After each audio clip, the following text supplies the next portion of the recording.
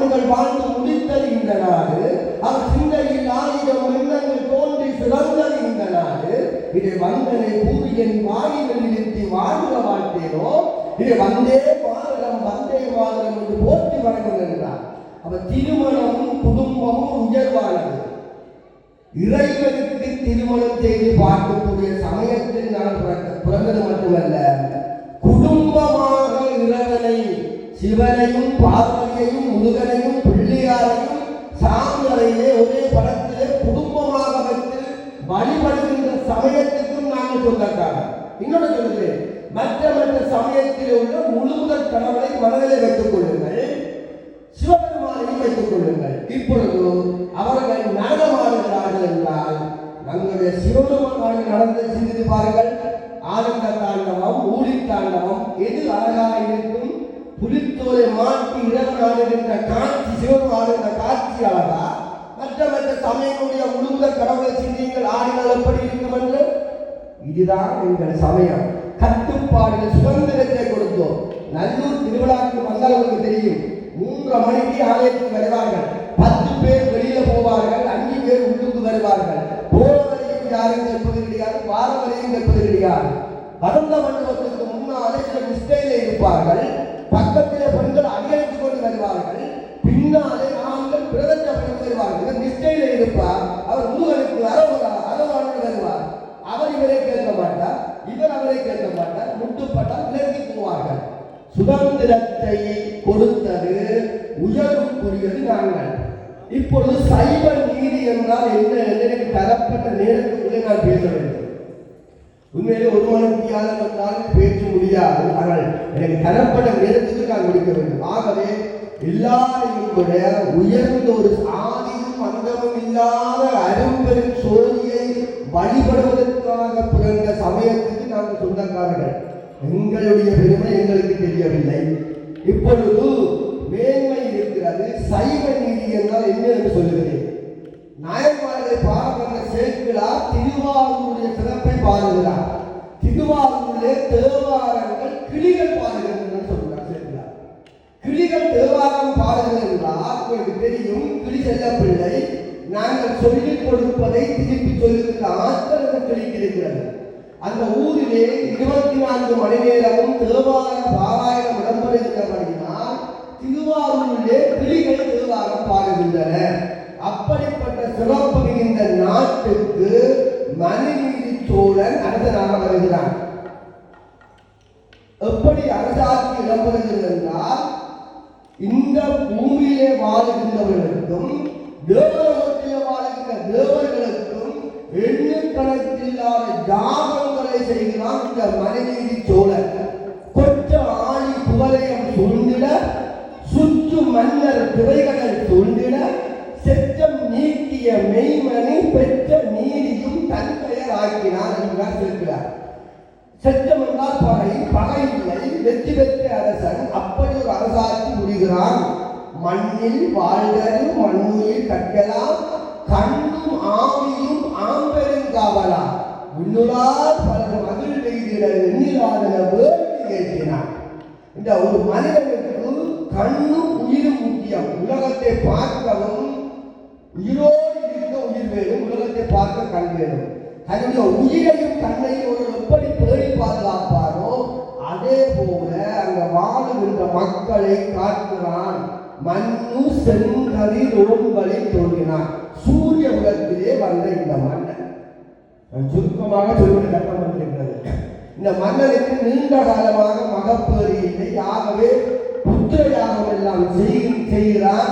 மிகுந்த ஈடுபாட்டோடு திருவாரூருக்குரிய தியாக பெருமானை வழிபடுகிறபடியினாலே இறைவனுடைய அருளாலே தேவி திருமணி வயிற்றிலே ஒரு கருவுண்டாகி சொல்லுகிறார். தேவி திருமணி வைத்து மைந்தன் புகந்தனன் உலகம் போன்ற பேரடி குருளை ஆனான். சிங்கத்துக்கு தானே சிங்கக்குட்டி உலகம், புலி என்றால் சிங்கக்குட்டி. தகப்பன் சிங்கம் போன்றவன், அவனுக்கு சிங்கக்குட்டி மாதிரி வந்து பிறந்தான். தவம் என்ற அருகில் பெற்ற தடியிலம் குமரனாலும் தெய்வ கலைகள் பல திரிந்த ஓதி இளவரசென்னும் தன்மை எய்துவதற்கு அந்நியனாகும். நாம் நாளொரு வண்ணமும் பொழுது மெனியுமாக இந்த பிள்ளை வளர்ந்து இளவரசன் என்கிற தன்மைக்கு வந்து விட்டால் இப்ப இந்த பிள்ளைக்கு ஒரு ஆசை வந்திருக்கிறது. அன்றைக்கு அப்படி ஆசைப்பட்டார்கள். என்ன? தில்லையில் இருக்கக்கூடிய தியாகேச பெருமானை வணங்க வேண்டும் என்று ஆம்பளை பிள்ளை இளவரசனாக வரப்போகிறார் ஆசைப்படுகிறார். எங்களுடைய பிள்ளைகளை கோயிலுக்கு கொண்டு வாழ்ந்து பெரிய சிக்கிறார்கள். மகன் இறப்பினம் நாங்கள் எங்க கோயிலுக்கு வாழ்ந்துருக்கிற பிள்ளைகளும் வரமாட்டேங்குது. அடித்து வளர்க்காத பிள்ளையும் முறிஞ்சு வளர்க்காத முருங்கனும் காய்க்காது. இது 100% உண்மை. என்னதான் பாசம் இருக்கட்டும் பந்தம் இருக்கட்டும், அந்தந்த வயதிலே அதை நாங்கள் செய்ய தவறினால் பின்னாலே வருத்த வேண்டிய தேவை வரும். இதுதான் யதார்த்தம். இப்ப பிள்ளை தியாகேச பெருமான் கோயிலுக்கு போறார். நேரம் புரிகிறது. போகின்ற பொழுது தனிப்பெரும் கர்மந்தானோ தயாரின்றி மன்னன் தனிப்பில் சிந்தை உண்மை தன்மை. இந்த மனிதனுடைய உண்மையான இந்த அறச்சிந்தனையை கூட சிவன் மீது உள்ள பக்தியை இந்த மக்களுக்கு காட்ட வேண்டும் என்று தர்ம தேவதை நினைத்தார். அவர் என்ன செய்தார்கள்? ஆண் கன்றுக்குட்டி போது அந்த தேர்காலுக்கு இடையிலே வந்து அந்த தேர்தலுக்குள்ளே ஒரு ஆண் கன்றுக்குட்டி வந்து, நான் மிச்சத்தை அப்படி சொல்லவில்லை, சிறப்பிலாக பாட சொல்லுகிறேன். அம்புரி காவின் கன்றோ அபாயத்தின் ஊடு போகி செம்பொரின் தேர்கால் மீது விசையினால் செல்லப்பட்டு உம்பரின் அடைய கண்டேன். ஏனென்றால் எங்களை பாசையில விடுபட்டது இறந்தது அப்படிலாம் கிடைக்கக்கூடாது. செப்டர் என்ன சொல்றார்? உம்பரின் அடைய கண்டேன். தேவலோகத்துக்கு கண்டு கொண்டு போயிட்டு சேர்க்கிறார். சொல்லுங்க, நாம இப்படி பேரு செத்து போச்சு இறந்து போச்சு அதெல்லாம் கூட உம்பரின் அடைய கண்டேன். இப்ப பின்னால் அந்த தாய் பசு அது ஒரே ஒரு கண்டுக்குட்டி ஆண்கள் குட்டி தேர்ச்சிக்கு அகப்பட்டு விட்டது. அவருடைய மகனுடைய பேர் வீதி விளங்கல் பார்க்கிறான், நின்று விட்டது. அப்படி தேட விட்டு விழுந்து இறங்குகிறான். என்ன சிந்திக்கிறான் என்றால், மலர்களை உலகம் காக்கும் மனிதர்கள் என் கோமாருக்கு உலகில் பழிபந்தைய பிறந்தவான் ஒருவர் என்பார். யோசிக்கிறார். இந்த உலகத்திலே பிறக்கின்ற பூக்கின்ற தோற்றுகின்ற உதிக்கின்ற எல்லா உயிர்களுக்கும் காவலாக இருக்கக்கூடிய அப்பாவுக்கு ஒரு பழி கட்டுவதற்கு நான் பிறந்தனா என்கிறார். அந்த அமைச்சர் சொல்லுகிறார்கள், நீ கவலைப்பட தேவையில்லை, பசுமதை செய்வதற்கு அந்தர பெருமக்கள் ஒரு முறை வைத்திருக்கிறார்கள். அந்தவர்கள் விதித்த ஆற்றல் ஆற்றுவது அறவையாகி எந்தையில் அறியாமல் நாம் ஏற்று வரலாம். என்னென்றால் 12 ஆண்டுகள் பசு தொழுவத்திலே நீ படுத்து உண்டு உறங்க வேண்டும். பசுனுடைய சாணம் எல்லாம் வழி துப்புரவாக்கி 12 ஆண்டுகள் தொழுவத்திலே இருந்தால் இந்த கண்டுபிடினுடைய பாவம் போய்விடுகிறார்கள். யாரு? அமைச்சர் பெருமக்கள் உடனடியாக சம்மதத்தில் விட்டார். இந்த தாய் பசு ஓடுகிறது. எங்கே? அரண்மனையிலே அந்த காலத்திலே முன்னால் ஒரு ஆராய்ச்சி மணி இருக்கும். அதை அடித்தால் மன்னன் வந்து நீதி வழங்குவார். சிறப்பினருடைய அறிவியல் சொற்களை பாய்கிறார். இந்த பசு போய் மணியை அடிக்கிறது. வாய்க்காவர்கள் உள்ளே வருகிறார்கள் செய்தியை சொல்ல. அந்த பசுடைய அடிக்கிற மணி சட்டம் மன்னனுடைய காதுகளுக்கு போகின்ற செய்தியை சேர்க்கிறார் சொல்லுகிறார். பழிப்பறை முழங்கோ ஆற்றும் பாவத்தின் ஒளியோ வேந்தன் வலித்திரு மன்னன் ஆவி கொளவது மரளி ஊர்தி கழுத்தடி மணியின் ஆர்ப்போ. இந்த உலகத்தில எங்களுக்கு 2 விஷயம் இருக்கு. ஒரு பழி மற்றது பாவம். சாதாரணமாக கலைப்போம். பழி பாவத்துக்கு அஞ்சோடும் என்பது. பழி என்றால் என்ன, பாவம் என்றால் என்னென்றால், பழி என்றால் இந்த உலகத்திலே நாங்கள் செய்கின்ற தீவினையாலே எங்களுக்கு வருவது பழி. முற்புறத்திலே நாங்கள் செய்த தீவினையாலே இந்த புறவியில் எங்களுக்கு வந்தால் அது பாவம். இந்த புறவியில பழி, அந்த புறவியில பாவம். இதுதான் பழிப்பறை முழக்கோ ஆற்றும் பாவத்தின் ஒலியோ வேந்தன் வலித்திருமைந்தன் ஆவி. மரளி என்றால் எருமை, மரளி ஊர்தி என்றால் எருமை. நம்முடைய வாகனம் எருமை. எருமை என்ற கழுத்திலே கட்டி இருக்கக்கூடிய மணிச்சட்டமானது வருகிறார். காவலர்கள் வந்து சொல்லுகிறார்கள், ஈங்கிலோர் பசுவந்தையில் இறைவனின் கொற்றவாயில் தூங்கிய மணியை போட்டால் துளக்கியது. கோடு என்றால் கொம்பு. இங்கே பசு வந்து தூங்கிய மணி என்றால் இதுவரைக்கும் அந்த மணியை யாரும் அடிக்கவில்லை என்றால் அந்த அரசாட்சியிலே குற்றம் குறை ஒன்றுமில்லை. கொம்பை இழுத்து கொடுத்து அடித்தது என்றொன்னையும் மன்னன் அமைச்சர்களை பார்க்கிறான். ஏன் அவைக்கு தான் எல்லாம் தெரியும். அந்த காலத்தில் இந்த அமைச்சர்கள் மிக கெட்டிக்காரர்கள், எதிர்காலத்தில் வருவதையெல்லாம் சொல்லக்கூடியவர்கள். சேர்க்கிறார் மன்னர் சொல்லுவார், இடிப்பால் இல்லா ஏமலா மன்னன் கெடுப்பார் இல்லாமல். ஒரு நல்ல அமைச்சர் மன்னருக்கு கிடைக்கவில்லை என்றால் அவரை கெடுக்க வேறு யாரும் தேவையில்லை, தான் மன்னர் சொல்லுவார். அப்ப அவர் சொல்லுவார், இப்ப என்ன பிரச்சனை என்றால் இந்த ஒரே ஒரு மகன் அடுத்தது வந்தால் அரசாட்சிக்கு வரப்போகிறார். இயன்றவரை அந்த மகனை காப்பாற்ற வேண்டும், மன்னனுக்கு பொய்யை சொல்லக்கூடாது. அழகாக போடுவார். மகனத்தை சேர்க்கிறார்.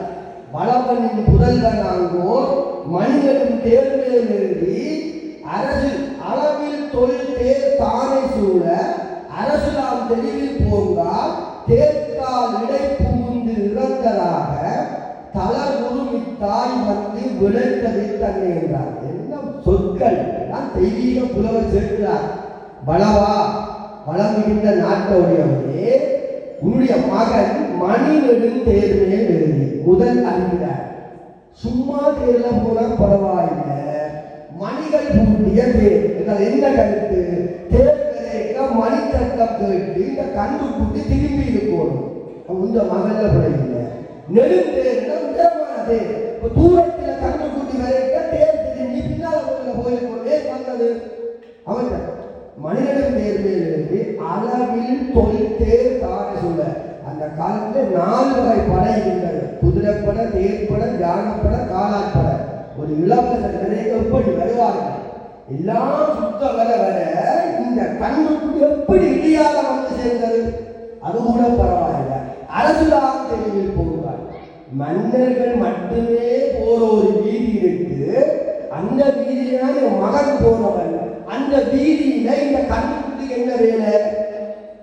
பிழையில்லாமல் உண்மையை சொல்லுகிறார்கள். தேர்கால் இடை புகுந்து சேர்க்காத நுட்பம். கன்றுக்குட்டி தேருக்கு முன்னால வந்திருந்தா அவன் பிரேக்கப்படுவார். எங்க பாதையில நினைப்போம் நிப்பாட்டி கேட்கலாம். தேருக்கு 4 சிலு, முன்னுக்கு 2, பின்னுக்கு 2, முன்னுக்கு சிலு போன அப்புறம் இடையில இந்த கன்றுக்குட்டி வந்திருக்கிறது. அப்ப அவனுக்கு எப்படி தெரியும்? முன்னால பார்க்க தெரியாது, சைட்டாவா இருக்கு. தளவாடி பின்னுக்கு தெரியும், இடைக்கு தளவாடி இல்லை, மாறங்கள் தேருக்கு தளவாடியே இல்லை. எல்லாம் சொல்ற கேட்டுட்டு அவன் என்ன நினைக்கிறார் என்றால், நின்றனரி உலகின்கண் இதுபோல் முன்னிகழ்ந்தால் கொன்றுவித்தல் மரபன்று மரங்கொழிந்து அறமுடிகள் தொன்றுதொழி நொறி என்றோ தென்னிலங்காவலா. இப்படி எல்லாம் நடந்தா முன்னோர்கள் ஒரு பிராயச்சித்தம் கல்வாயினால் பிராயச்சித்தம் வைத்திருக்கிறார்கள். அதை நான் செஞ்சலாம். மன்னன் இருக்கிறான், எவ்வுலகில் எப்பெற்றம் இப்பெற்றம் தாமினரால் வெப்புவிட்டு கதறுமணி. இந்த உலகத்தில ஒரு கன்று குட்டி தாய் பசு தன்னுடைய கன்று குட்டி இழந்தது என்பதற்காக மனிதம் வந்து நீதி கட்டிருக்கிறது. அந்நியனோர் உயிர் கொன்றானே ஆனால் அவனை கொள்வேனானால் தொன்மனுள் தொடைமனுவால் துடைப்புண்ட எலும்பாக்கை மண்ணுலகில் பெற ஒழிந்தீர் மந்திரிகள் வாழ்கின்றார். எந்த கட்டத்தில் இருக்கிறார் மதுரை சோழன்? நீ சொல்லலாம் சரி, வேறு யாராவது ஒரு கன்றுக்குட்டியை கொண்டு விட்டால் நான் அவருக்கு தூக்கு தண்டனை வழங்கிவிட்டேன் வைத்துக் கொள்ளுங்களேன். வழங்கிவிட்டால் என்ன நினைப்பார்கள்? பாரம்பரியமாக வந்த மனிதர்வ சாஸ்திரம், அந்த நீதி என்னால பாடா போய்கிறதாக தொன்மனூர் தொடை மனுவால் துடைப்புண்ட தினம் பார்த்து மண்ணுலகில் பெற முடிந்தேன் மந்திரிகள் வாழ்க. ஒன்றும் கிடையாது.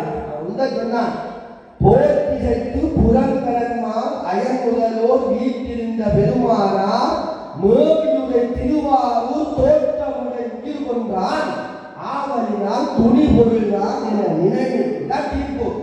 இந்த திருவாரூரிலே பிரம்மன், விஷ்ணு, சிவன் 3 பேரும் இங்கே இருக்கிறார்கள். திருவாரூரில் இருக்கின்ற அத்தனை உயிர்களும் சிவனுடைய உயிர்கள். போற்றிதற்கு புரண்டரன் அயன்மால் முதலாம் வீட்டிருந்த பெருமானூர் மேவியுட திருவாரூர் தோற்றமுட உயிர் கொண்டான். அவன் கொண்டு விட்டான், அவனுக்கு மனுதான் தீர்ப்பென்று அங்கே இருந்த அமைச்சராக இருக்கக்கூடிய கலாவல்லவரை கூப்பிட்டு எந்த இடத்திலே கன்றுக்குட்டி எரித்து கொண்டாரோ அந்த இடத்திலே இவரை படுக்க வைத்து தேரை செலுத்துங்கள் என்றார். அவருக்கு தலை சுற்றியது. அமைச்சர் கலாவல்லவருக்கு கூட்டிக் கொண்டு போனார். உண்மையிலேயே விசாரணை இடம்பெறுகின்ற பொழுது வீடு விடங்கள் ஒத்துக்கொண்டார். நாங்கள் என்ன சொல்லியிருப்போம், அப்பா தேரை ஓட்டினது தேர்ப்பாக, நான் பின்னால இருக்கிறான், அவன் சாலையில்தான் எப்படி இவன் தானே ஒத்துக்கொண்டான், நான் தான் தவறு செய்தேன் என்று போய் படுத்து விட்டான். கலாவல்லவர் பார்த்தார், தன்னுடைய குலத்துக்கு ஒரு மகன், அடுத்த அரசன், ஒன்றுமே தெரியாத பிள்ளை, இதையா நான் விழிப்போடும் என்று கொண்டு இவர் சிவாய நம வந்து சிவனை சிந்தித்தார். அவருடைய உயிர் தேவலோகம் போயிற்று. இப்படி சொல்லுறாங்க, மன்னா அமைச்சர் கலாவல்லவரும் மாநிலம் சென்று விட்டார் என்று. இப்படி மன்னன் கலங்கினான். என்னுடைய மகன் கன்றுக்குட்டியை கொன்றான், நான் அமைச்சரை கொண்டு விட்டேன், இப்ப என்ன செய்ய வேண்டும் என்றால் கன்றுக்குட்டியை கொண்டதுக்கு நான் மகனை கொண்டு விட்டு அமைச்சரை கொண்டதற்காக நான் இறப்பதுதான் நீதி என்று முடிவெடுத்து விட்டு இறைவனை வழிபடுகிறார். சிவபெருமானே, இதுகாலம் இந்த மண்ணிலே பிழை செய்தால் அவனுக்கு ஏன் இந்த புறவிலே தண்டனை கொடுக்கிறோம் என்றால் அடுத்த புறவிலே அவர்கள் அந்த தண்டனை அனுபவிக்க கூடாது, பாவம் வரக்கூடாது. இது நான் செய்த நீதி உண்மையுள்ளால் ஏற்றுக்கொண்டு கூறிவிட்டு மகன் படுத்திருக்கிறார், தேரிலே ஏறுகிறார். மனைவியார் மனைவி அரசு விழுந்து விட்டார். தேவலோகத்தில் தேவர்கள் எல்லாம் ஒன்று கூடி பார்க்கிறார்கள், இன்னொரு நீதி என்று. இதைத்தான் கம்பராமாயணத்திலே வாலி கதையிலே வாலிய ராமன் கேட்பார். வாலி ராமனை கேட்கிறார். என்ன கேட்கிறான்? வாலியை படுத்தாயை மன்னர வேலியை படுத்தாயி, நீ வாலிய கொள்ளேறியப்பா, மனிதர்ல வேலிய வேலி கொண்டு விட்டாயே, என்னடா உங்க தர்மம் வந்து வாலி பேசுகிறான். இன்னும் ஒன்று கேட்கிறான், அரக்கர் ஒரு அழிவு செய்து அழிவதில் அகத்து மற்றோர் குரங்கினத்து அரசை கொள்ள மனிதன் கூறிட்டார். அதற்கென்ற ராவணன் அவன் ஒரு அழிவு செய்து அவன் அழியலாம், அதுக்காக நான் குரங்கினத்து அரசு கொள்வதற்கு மனிதன் கூறிட்டாரான்னு வாழை பேசுகிறான். ராமனை பார்த்து வாலிபனை இப்போ தேரை செலுத்தி கொண்டு வருகிறான். தேரை செலுத்தி விட்டார். தேவர்கள் எல்லாம் அழிந்து கண்ணீர் வலித்தார்கள். திடீரென்று பார்த்தால் அந்த கன்று குட்டி அப்படியே துள்ளி ஓடி வருகிறது. இரண்டாவதாக அமைச்சர் எழுந்து வருகிறார். இவருடைய வீதி விடங்கள் மகனும் எழுந்து நிற்கிறார். இப்ப எல்லாருக்கும் சந்தேகம், இந்த வீதி விடங்கள் மன்னன் மகன் அவனெல்லாம் முதல் எழுந்திருக்கணும். ஏனென்றால் இந்த கன்று குட்டி மகனை இடித்து அவன் தேவலோகம் போய் வெளியே எழுந்திருந்தால் இந்த மனைவி தோழர் திருப்பியும் மகன் எடுத்திருப்பான். அதனால கன்றுக்குட்டியை எழுப்பி அமைச்சரையும் எழுப்பி மகனையும் எழுப்பி தர்ம தேவதையே காட்சி கொடுத்து இந்த மனைநீதியை உலகத்திற்கு உரைக்கட்டான் இந்த செயலை நான் செய்தேன் சொல்லி பிரம்மனும் விஷ்ணுவும் அடிமுடிதலையும் காணாத மூவரும் காண முடியாத சிவபெருமான் பார்வதியோடு வெளியிடமலையை காட்சி கொடுத்து என்னை இந்த ஆட்சி அனுமந்த ஆட்சி என்று சொல்லி மகளை மனைப்புறம் கட்டி அணைத்து ஒவ்வொரும் காண முடியாத இறைவனை உன்னால் கண்டேன் என்று தியாகத்தினுடைய ஆலயத்திற்கு சென்று வழிபட்டு அந்த மண்ணிலே நீதிபலவாத ஆட்சி புரிந்தார் சொல்கிறார்கள். இப்பொழுது சைவத்தினுடைய நீதி என்று நாங்கள் போடுகிறோம் என்றால் இதுதான் அந்த நீதி. பசு தங்கு வேணும், மனிதர்கள் பிள்ளை பெறுவார்கள், முருகன் உயிப்பார், உயிர்த்தனன் உலக முய்ய முருகன் இறைவன் தோன்றுவார், பூ பூக்கும், காய் காய்க்கும். உலகத்தில் இருக்கின்ற என்ன உயிரினமாக இருந்தாலும் அதுக்கு ஒரு நீதி இருக்கிறது, அதுதான் சைவ நீதி என்று சேர்க்கிறார்களுக்கு காட்டியிருக்கிறபடியினால் இதுதான் நம்முடைய மனு தர்ம சாஸ்திரமாக இருக்கக்கூடிய நீதிதான் சிவபெருமானை ஒழுங்க கடவுளாக கொண்டிருக்கக்கூடிய எங்கள் சைவ சமயத்தின் நீதி என்று கூறி நான் மிக சுருக்கமாக இந்த உரையை ஆற்றியில் இருந்தால் 7:40 என்னை விட வேண்டும் என்றார்கள். 7:38 இருக்கிறது. நான் இறைவனுடைய பூஜைக்கு குறுக்காக நிற்கக்கூடாது தெளிவாக இருக்கிறேன். ஆகவே மேன்மைகள் சைவ நீதி விளங்குக உலகமெல்லாம் என்றால் எங்களுக்கு இருக்கக்கூடிய நீதி நெறியை கடைபிடித்து மண்ணிலே வாழுகின்ற அத்தனை உயிர்களையும் நேசித்து போற்றுகின்ற உயர்ந்த உன்னதமான சமயத்துக்கு நாங்கள் சொந்தக்காரர். அந்த சமயத்திலே நாங்கள் பிறந்ததெல்லாம் பாக்கியம் என்று கூறி ஒரு பிரமாண்டமான இந்த அற்புதமான ஆலயத்திலே என்னையும் இங்கே உரையாற்ற அழுத்தமைக்கு நன்றி கூறி ஐயா அந்த அஞ்சு காட்டியபடியினால் ஒரு அஞ்சை சொல்லி நான் நிரப்பி கொண்டு வருகிறேன். இந்த மன்னன் கேட்கிறான், ஒரு அரசனாக இருப்பவன் நீதி எப்படி செலுத்த வேண்டும் என்று 5 காரணம் சொல்லுகிறான். அதை நான் சொல்லுவேன். மாநிலம் காவலன் ஆனவன் மண்ணுயிர் காக்கும் காலை தானதனுக்கு இடையூறு தன்னால் தன் பரிசனத்தால் ஊரமிகு பகைத்திறத்தால் கல்வரால் உயிர் தம்மான் ஆன பயம் அன்றும் தீர்த்து அறங்காப்பவன் அல்லவா. இந்த மனிதி தோழன் அமைச்சருக்கு சொல்லுறாங்க, என்றா பேசுறீங்க? ஒரு மன்னன் என்றால் யாரா? ஒரு அரசன் நிறைய நாங்கள் வீதியை விட்டு ஒதுங்கி வளர்க்கின்ற காலம் ஒன்று இருந்தது. யாழ்ப்பாணத்தில் ஒரு ஆட்சி காலத்திலே அவர் வருவார் 11 மணிக்கு என்றால் 8 மணிக்கு நாங்கள் வீதிக்கு போயிடலாம். எல்லாம் ஒழுங்கே நாங்கள் நிற்கணும், போக மட்டும் இல்லையப்பா. ஒரு அரசன் என்பவன் குடிகளுக்கு 5 விதமான ஆபத்து வரும். அந்த ஆபத்தை காக்கணும். என்னென்ன ஆபத்து? தானதனுக்கிடை ஒரு தன்னால் என்னால நான் அரசன் என்றால் என்னால குடிகளுக்கு ஆபத்து வரக்கூடாது. தன் பரிசனத்தால் இது ரொம்ப முக்கியம். ஒரு எம்பியை தெரியும் என்றால் அவருக்கு 5 வால் இருக்கணும். அந்த வால்களின் சேட்டை மிகப்பெரிய சேட்டையா இருக்கும். தெரிந்தாலே உப்ப போட்டு உன்னை தூக்குவார், உப்ப உன்னை இடமாற்றம் செய்வார், உப்ப உன்னை தண்ணீரா காட்டுக்கு கலப்ப. தன் பரிசனத்தால் நான் மன்னன், என்னுடைய அண்ணன் தங்கச்சி அக்கால பிள்ளைகள் வெறுட்டும், என்னோட மாமா சித்தப்பா பெரியப்பா மன்னன், அவையால ஒரு ஆபத்து உயிருக்கு வரக்கூடாது. என்னால வரக்கூடாது, என் உறவால வரக்கூடாது. தன் பரிசனத்தால் ஊருக்கு பகைத்திறத்தால் எதிரி நாட்டு படைகள் மூலம் குடிகளுக்கு ஆபத்து வரும். அதை நான் காக்க வேண்டும். கல்வரா அது இன்றைக்கு யாழ்ப்பாணத்தில் சொல்ல தேவையில்லை.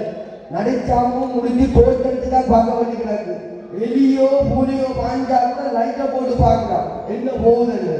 கல்லனால குடிகளுக்கு ஆபத்து வராமல் பார்க்க வேண்டியது அதனுடைய கடமை. உயிர் தம்மால் என்றால் இப்போ ஒரு முகப்புத்தகத்தில் போகிறது, ஒருடைய பாப்பினாலே பெரியவர்கள தொழிலாக இருப்பதாக வந்த விஷ ஐந்துக்கள் நாகபாம்புகள் புலி சிங்கம் கரடி இந்த மிருகங்களினாலே குடிகளுக்கு ஆபத்து வராமல் காக்க வேண்டும். இந்த 5 பயத்தையும் தீர்த்து அரசு புரிந்து அறத்தை காப்பவன் நான் மன்னன், நான் காக்க வேண்டும் என்று உரைத்த உரையை சேர்க்கிறார், பணி செய்கின்றார். இன்றைய தினம் உங்களோடு சேர்ந்து மேன்மை பொருள் சைவ நீதி என்று சில விடயங்களை கூறுவதற்கான வாய்ப்பை திருவருளும் குழுவருளும் எனக்கு கையூறி இருக்கிறபடியினால் அந்த அருளுக்கு இறைவனுக்கு நன்றியை கூறி, என்னை அழைத்தமைக்கும் நன்றியை கூறி, லண்டனில் இருந்து தொலைபேசி மூலம் இந்த வாய்ப்பை வழங்கிய விசாரணைக்கும் ஒரு குடும்பத்தாருக்கு நன்றியை கூறி, தென்னாடுடைய சிவனையை போற்றி எந்நாட்டவருக்கு நிறைவா போற்றி இன்பமே சூழ்ந்த எல்லோரும் வாழ்க என்று கூறி விடைபெறுகிறேன். நன்றி, வணக்கம்.